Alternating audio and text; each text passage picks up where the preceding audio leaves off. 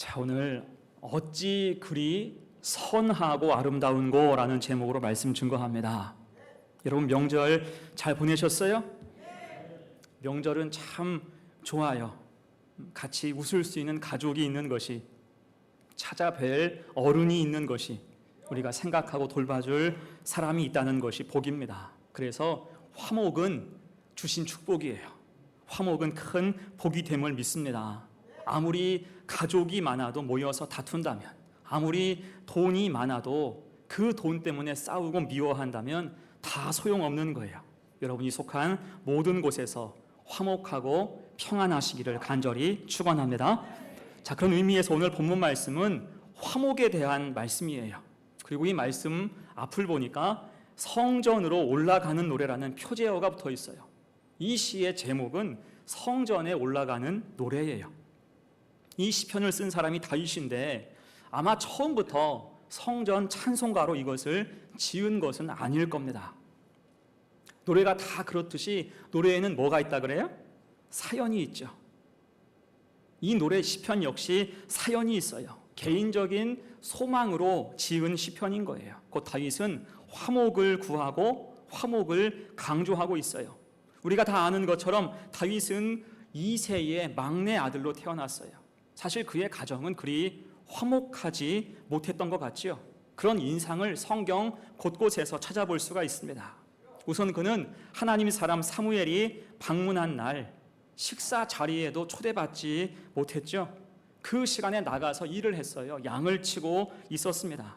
가장 연소한 막내를 홀로 일하게 하는 것도 이상하고요. 그리 먼 곳도 아니었는데 왜 부르지 않았을까 의문스러워요. 이게 일반적인 모습은 아닌 거겠죠. 흔히 막내는 귀하지 않습니까? 여러분 가운데도 막내 있지요? 막내는 집안의 보물과 같아요. 우리 집에서도 우리 막내딸을 아주 귀하게 생각합니다. 제가 아이가 많잖아요. 넷이나 있는데 우리 막내딸은 제가 40 넘어서 낳은 딸이에요. 그래서 그런지 더 애틋해요. 귀합니다. 그래서 막내 위주로 결정하는 게 참 많아요. 아빠 나 치킨 먹고 싶어. 그럼 제가 며칠 안에 반드시 사줍니다. 아이가 얘기하면 대부분 제가 해줘요. 언니들도 막내니까 참아주고 양보할 때가 참 많습니다. 막내는 그런 대접 받으면서 자라는 거잖아요. 근데 다윗은 그런 대접을 전혀 받지 못했어요. 심지어 이스라엘이 블레셋과 싸우면서 이새의 세 아들, 위의 세 아들이 참전을 하게 됐는데 그들에게 물자를 전달하는 일도 다윗이 했어요. 전쟁터 심부름에 막내 아들 보낸 거예요. 이게 말이 안 되는 게 위에 세 아들이 참전했으니까 전쟁터 심부름은 누가 해야 돼요? 그 다음으로 장성한 아들을 보내야 되는 게 마땅해요. 그런데 굳이 막내 다윗을 보냈습니다. 또 가서 큰형을 만나고 물건을 전달하고 당시에 전황과 이스라엘을 조롱하는 블레셋에 대해서 이것저것 물었더니 갑자기 큰형이 막 화를 내는 거예요. 나는 네가 어떤 애인지를 안다. 너는 여기에 구경하러 왔구나. 당장 가서 일이나 해라. 면박을 주고 무시하는 거예요. 그래서 혹자는 다윗이 아마도 친동생이 아닐 것이다 라고 추측하기도 합니다. 이게 일리가 있는 이야기 같아요.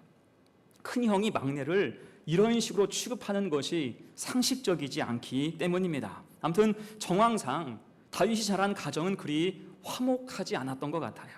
그래도 100번 양보해서 그때는 살기 어려웠으니까, 전쟁이 많았으니까 그랬을 수도 있겠다 생각할 수 있어요. 하지만 다윗이 나중에 자식을 낳아보니까 더 큰 문제가 있는 거죠. 다윗 자식들은 고생하지 않았어요. 모두 궁정에서 키워낸 자식들입니다. 부족함이 없어요. 문제는 그들 사이도 화목하지 않았다는 거예요. 나중에 우리가 잘 아는 큰 사건들이 터지잖아요. 그래서 오늘 시편은 화목에 대한 다윗의 당부 혹은 아쉬움에 해당한다라고 볼 수가 있습니다. 1절이죠. 보라, 형제가 연합하여 동거함이 어찌 그리 선하고 아름다운고. 이것이 아버지의 소망이라는 것입니다. 다만 이 개인적인 노래가 나중에는 성전의 찬송이 되지요. 사람들이 듣고 많이 따라 부르는 거예요. 다들 공감하는 내용이니까. 또한 이스라엘 백성은 모두 아브라함의 자손이죠. 따지고 보면 전부 형제예요. 하지만 이스라엘 지파들 사이가 언제나 좋았던 것은 아니었습니다. 크고 작은 문제가 많았죠. 그래서 하나님께서 이스라엘 민족 위에 절기를 주십니다. 1년에 3번은 꼭 모여서 너희가 함께 예배해라. 6월절, 7.7절, 초막절 주셨어요. 함께 모여 예배하면서 화목을 도모하게 하신 것입니다. 그렇게 예루살렘 성전으로 올라가면서 부른 찬송이 오늘 시편 133편이라는 것입니다. 형제가 연합하여 동거하는 것, 화목하는 것이 하나님의 뜻이라는 거예요. 어찌 그리 선하고 아름다운고, 그것이 하나님의 큰 기쁨이 된다는 것입니다. 여러분, 우리도 그렇죠. 여러분, 자식은 부모를 공경하고 효도해야 돼요. 마땅합니다. 이것이 성경의 명령이에요. 이때 부모님을 향한 최고의 효도가 무엇일까요? 많은 효도가 있겠지만 그 중에 하나는 형제들이 서로 사랑하며 연합하는 거예요. 식구가 식구를 챙기는 거, 형제가 형제를 챙기는 겁니다. 그것만큼 든든한 게 없잖아요. 근데 부모를 앞에 두고 형제가 싸운다 생각해 보세요. 의절해서 욕하고 서로 얼굴도 안 본다 생각해 보세요. 이것은 부모로서 너무 가슴 아픈 그러한 일일 것입니다. 여러분, 그런 의미에서 성경에서 말하는 제일 가는 효자가 누굴까요? 한번 생각해 보세요. 성경이 말씀하는 제일 가는 효자가 누굴까요?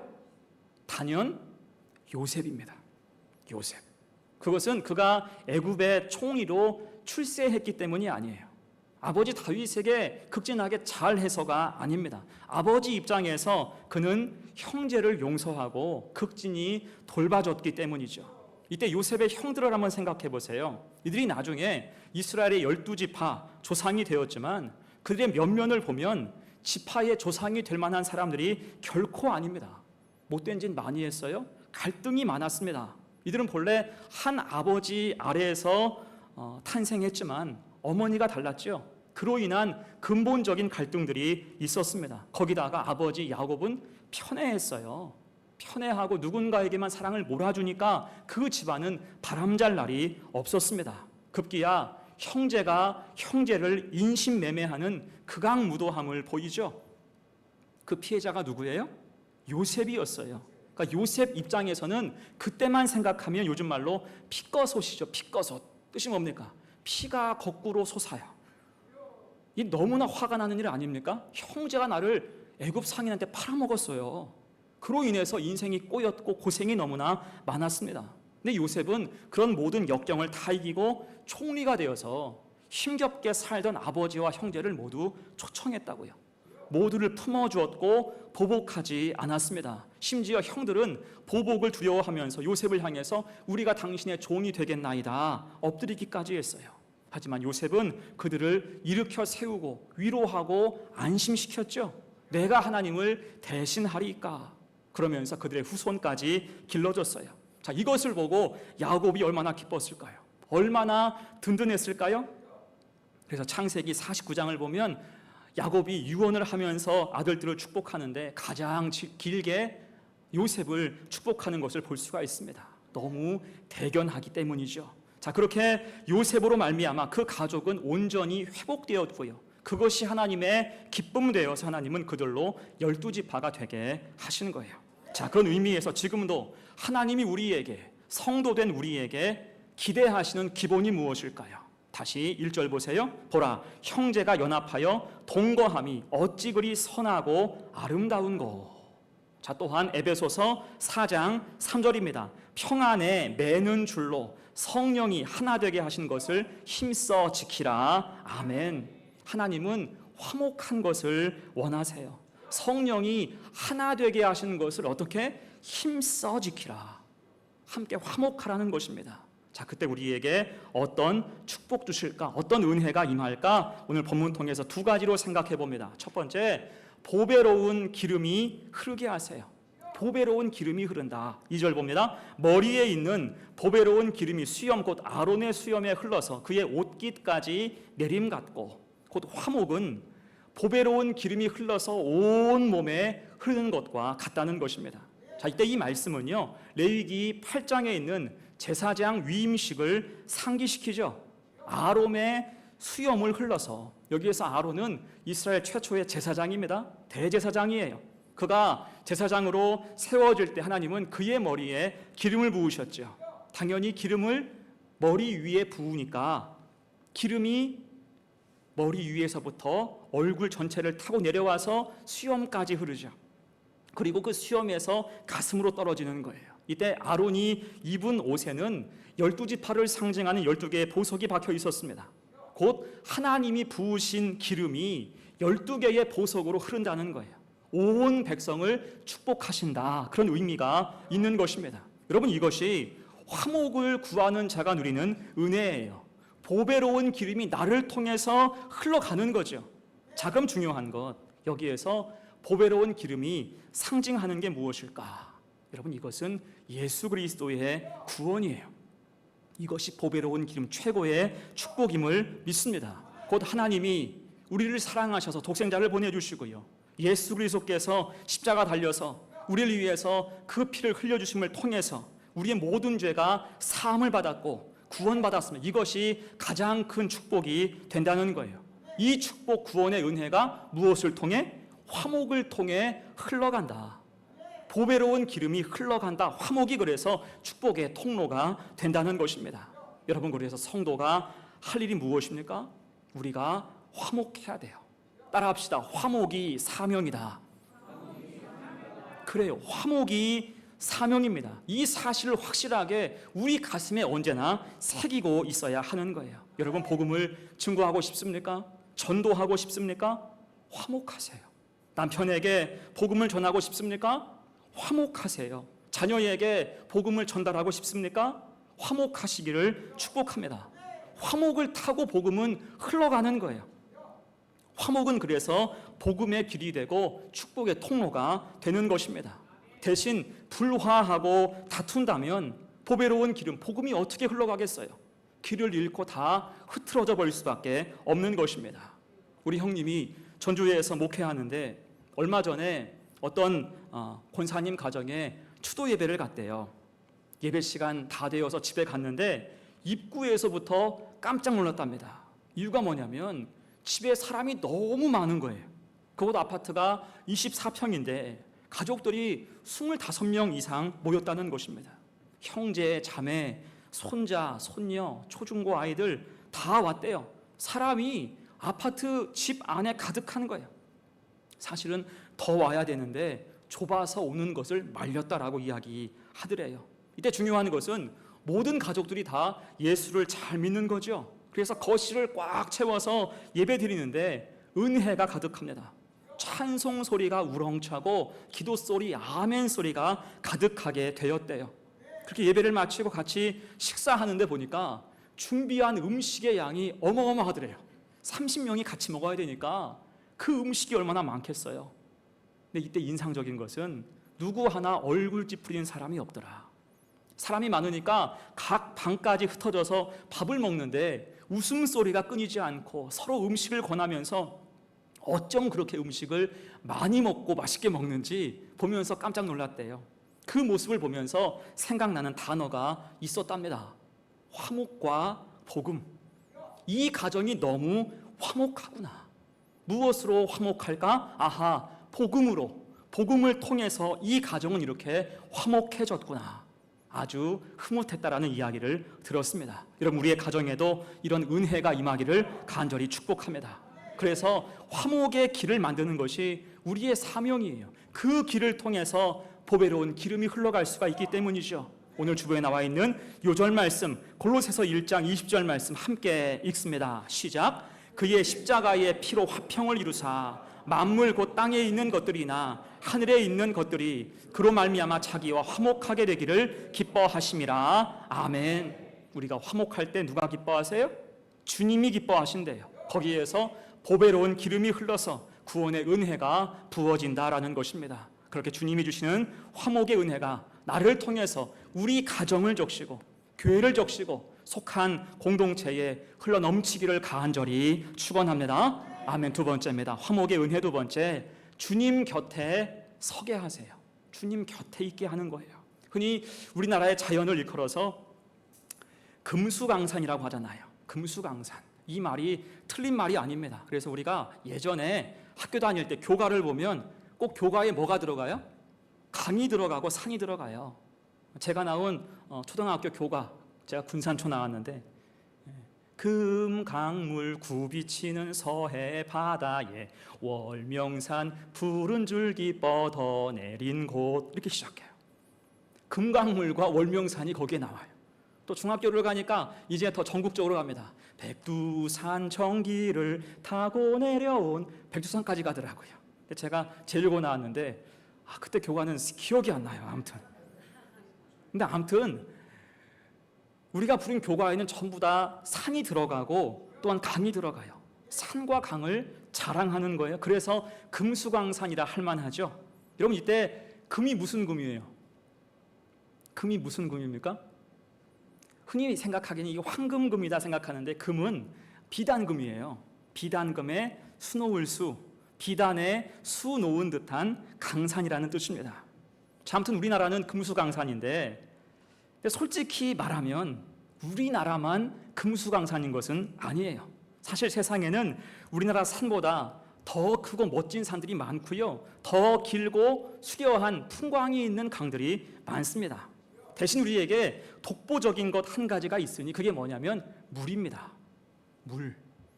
물만큼은 우리나라가 세계 제1이라 평가받을 만합니다. 그 정도로 깨끗하고 좋아요. 외국에서는 주로 물을 많이 끓여 먹잖아요. 혹은 차로 마시고요, 술을 빚어서 먹기도 합니다. 물이 좋지 않은 까닭이거든요. 하지만 우리는 그냥 마셔요. 특히 찬물을 좋아해요. 여러분, 왜 찬물 좋아합니까? 속 터지는 일이 많아서 찬물 좋아하기도 하지만 바로 떠먹을 수 있으니까요. 그 정도로 물이 깨끗하고 수량이 많다라는 이야기입니다. 그런데 이스라엘은 그렇지 않아요. 광야가 많죠. 굉장히 건조하고 물이 부족합니다. 그때 중요한 수원지 가운데 하나가 본문에 나오는 헐몬산이었어요. 3절이죠. 헐몬의 이슬이 시온의 산들의 내림 같도다. 이것은 자연현상에 빗댄 말씀이에요. 헐몬산은 이스라엘 북쪽에 있는 가장 높은 산인데요, 여기에서 흘러내린 물이 갈릴리 호수를 이루고요, 또 이것이 흘러서 요단강이 되고요, 그것이 흘러서 사해까지 도달하는 것입니다. 이 물로 인해서 작물이 자라고요, 사람과 동물이 풍성하게 마시게 된다는 거예요. 자, 여러분, 이때 이 물의 최초 발원지가 어디입니까? 헐몬산이죠. 그것도 오늘 말씀을 보니까 헐몬산의 이슬이라고 이야기해요. 이게 굉장히 의미가 있는 표현이에요. 여러분, 이슬이 무엇입니까? 이슬은 기온차로 인해서 생기는 아주 작은 물방울이죠. 풀에 맺히고 혹은 어떤 물체에 맺힙니다. 이때 그 입자가 매우 작아서 대부분은 해가 뜨고 나면 금방 증발돼 버려요. 작으니까 더 빨리 증발합니다. 근데 오늘 말씀에서는 헐몬산의 이슬이 수원지의 역할을 하고 주변을 살리는 물이 된다라고 말씀하고 있어요. 곧 이것은 위치의 중요성을 강조하는 뜻이 있습니다. 이슬은 이슬인데 평지에 내린 이슬, 광야에 내린 이슬은 절대 모일 수가 없겠죠. 그냥 그 자리에서 사라지고 마는 거예요. 하지만 산에 내린 이슬, 지중해의 습한 구름이 헐몬산에 걸려서 습기를 잔뜩 머금었을 때는 그 이슬이 골짜기로 모아져서 시냇물 되어서 흐를 수가 있다는 것입니다. 한마디로 이슬이 시냇물 되는 것은 위치의 능력 때문이에요. 자, 그런 의미에서 오늘 말씀은 화목하게 하는 자를 헐몬의 이슬 같다라고 말씀을 하고 있어요. 무슨 뜻일까요? 곧 본래 우리는 모두 이슬 같은 존재라는 거예요. 우린 다 이슬 같은 존재, 놔두면 그냥 있다가 사라질 존재라는 거죠. 다만 성경은 그런 들판의 이슬이 되지 말고 헐몬의 이슬이 되라라고 말씀하고 있는 거예요. 이건 한마디로 우리 믿음의 위치를 강조하는 것과 같죠. 주님 곁에 서 있으라고요.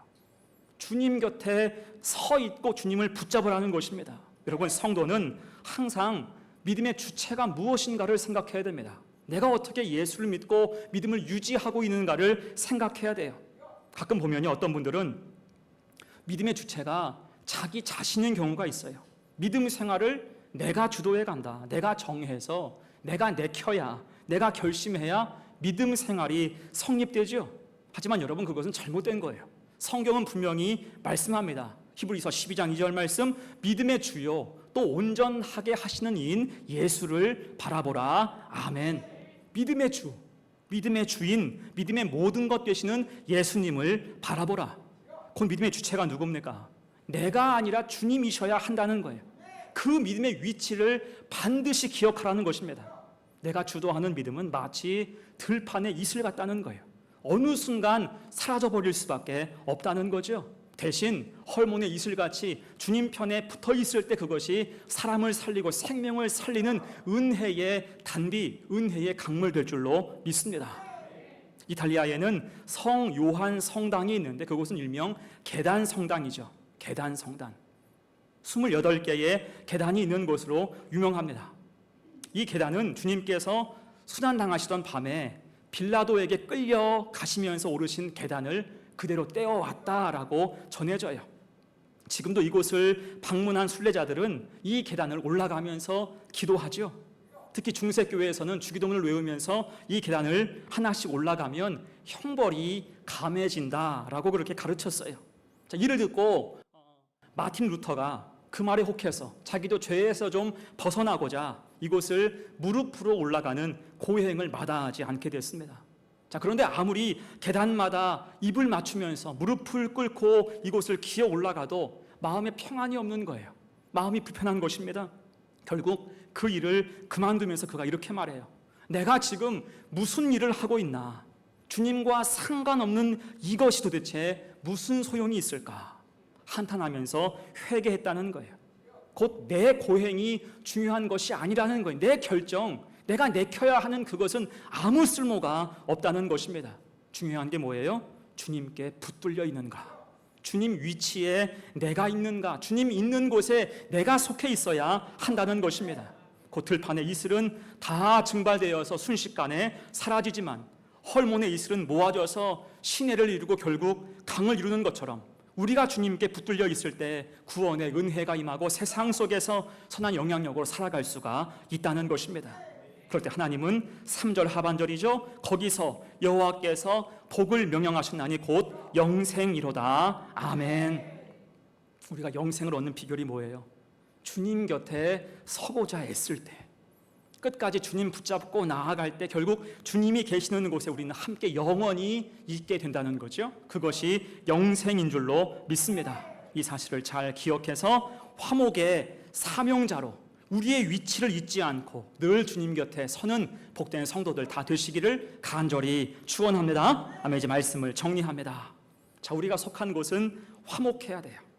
그래서 성도에게는 화목이 사명입니다. 오늘 예배 끝나고 집에 가셔서 점심 드실 때 꼭 이렇게 기도하세요. 하나님, 화목이 밥이고 화목이 반찬입니다. 우리 가정 화목하게 하옵소서. 아멘. 화목이 밥이에요, 여러분. 화목이 반찬입니다. 그것보다 더 나은 것이 무엇이 있을까요? 또한 그렇게 화목의 길을 갈 때 하나님은 감탄하시는 거예요. 보라, 형제가 연합하여 동거함이 어찌 그리 선하고 아름다운고. 거기에 예수 구원이라는 보배로운 기름이 흐르고요. 우리는 주님 곁에서 헐몬의 이슬, 축복의 통로가 됨을 믿습니다. 그렇게 내가 화목해서 좋고요. 내가 주의 뜻을 따라 살아갈 때 내가 선 곳이 화목해서 좋고요. 우리가 축복의 통로가 되어서 더 좋은 바로 그 길, 우리가 그 길을 포기하지 말고 끝까지 지키고 이끌어 갔으면 좋겠습니다. 이 믿음을 가지고 승리하는 거룩한 주의 가정들 다 될 수 있기를 간절히 축원합니다. 아멘. 우리 함께 찬송하죠.